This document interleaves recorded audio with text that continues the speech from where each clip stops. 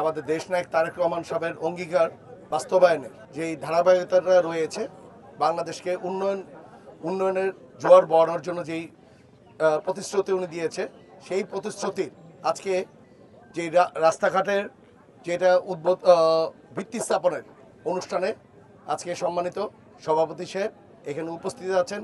তারাবর বিভিন্ন জায়গার নেতৃবৃন্দ এখানে উপস্থিত আছেন, তারাববাসী এখানে উপস্থিত আছেন, রূপগঞ্জ বিএনপি ও অঙ্গ সংগঠনের নেতৃবৃন্দ এখানে উপস্থিত আছেন, তারাবো বিএনপি ও অঙ্গ সংগঠনের নেতৃবৃন্দ ইভেন উপস্থিত আছেন আমাদের প্রিয়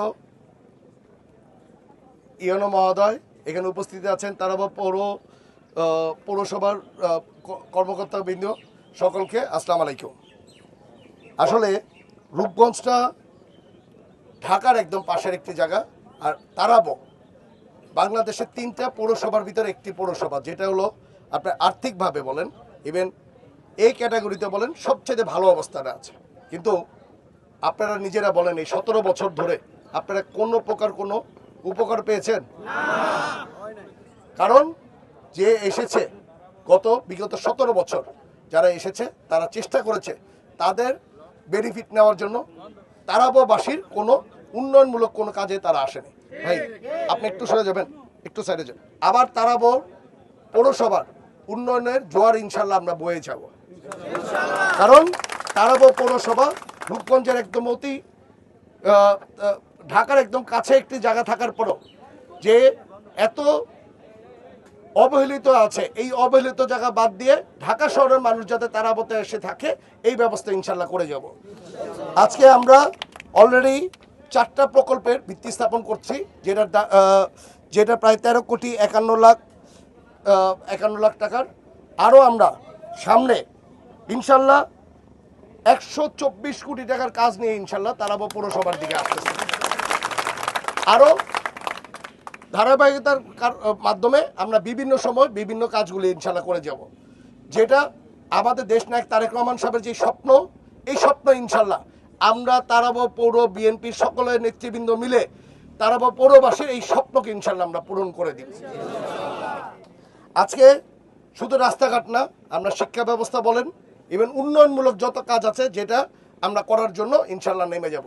আজকে তারাবো পৌরসভার সবচেয়ে বড় সমস্যা দেখা দিয়েছে পানিবদ্ধতা। যে জলাবদ্ধতার কারণে আমরা থাকতে পারি না নিজস্ব বাসায়, এখানে শয়ে ইন্ডাস্ট্রি বন্ধ হয়ে যাচ্ছে, আপনাদের কর্মব্যবস্থা বন্ধ হয়ে যাচ্ছে, আমরা কৃষি কাজ করতে পারছি না, আমরা কিছু করতে পারছি না। কয়েকটা ফ্যাক্টরিতে বিভিন্ন জায়গায় এই খালগুলিকে দখল করে রেখেছে বিভিন্ন আওয়ামী লীগ সরকার, বিভিন্ন গুন্ডা বাহিনী তারা দখল করে রেখেছে। আমরা ইনশাল্লাহ আজকে আমাদের ইয়নো মহোদয়ের সাথে ইভেন পৌরসভার সকলকে মিলে আমরা সবাই ঐক্যবদ্ধ হইতে, বিএনপি সবাই ঐক্যবদ্ধ আছি না, সকলে ঐক্যবদ্ধ হইতে তারাবোবাসী সকলকে নিয়ে এই দখল করা খালকে আমরা উদ্ধার করব, ইভেন এই জলাবদ্ধতাকে ইনশাল্লাহ আমরা মুক্ত করা ছাড়ব। আর সামনে আমাদের যেই স্কুল আছে, কলেজ আছে, যা যা কাজগুলি আছে ইনশাল্লাহ আমরা সুন্দর করে ওই স্কুলগুলিকে মেরামত না শুধু নতুন করে ভবনও বানাবো, নতুন করে যাতে বাচ্চারা আমাদেরকে আবার সূর্য যাতে ওই বাচ্চাদের মাধ্যমে যাতে আবার সুন্দর করে উঠতে পারে এরকম শিক্ষা ব্যবস্থা ইনশাল্লাহ আমরা করে ছাড়বো। যাক, আমি আর বেশি কথা বলতে চাই না। আপনারা এখানে সকলে আসছেন, অনেকক্ষণ ধরে বসে আছেন, সকলকে ধন্যবাদ জানাই।